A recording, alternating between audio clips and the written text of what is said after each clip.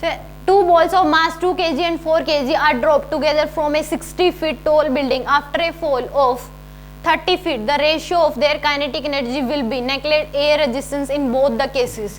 यानी कि दो बॉल है, मास है 2 kg, मास उस केस में दोनों बॉल मास है 2 kg और 4 kg. वेलोसिटी दोनों की 30 फीट ट्रैवल करने के बाद, इसके भी 30 फीट ट्रैवल करने के बाद और इसकी भी 30 फीट ट्रैवल करने के बाद वेलोसिटी दोनों की सेम ही होगी. इसकी वेलोसिटी यानी कि वेलोसिटी हो जाएगी √2gh. इसकी वेलोसिटी क्या होगी √2gh, क्योंकि वेलोसिटी नेवर डिपेंड्स ऑन मास.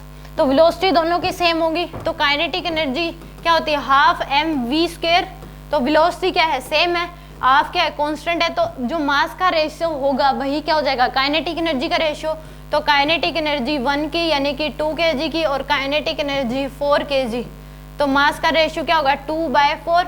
तो यहाँ पे रेशियो क्या आ जाएगा 1:2. आंसर क्या होगा इस केस में 1:2. अगर ऐसा कह दिया कि इस केस में स्पीड दोनों की क्या होगी सेम होगी, कभी स्पीड मास पे डिपेंड ही नहीं करती, तो यहाँ पे यानी कि स्पीड सेम दोनों की सेम होगी.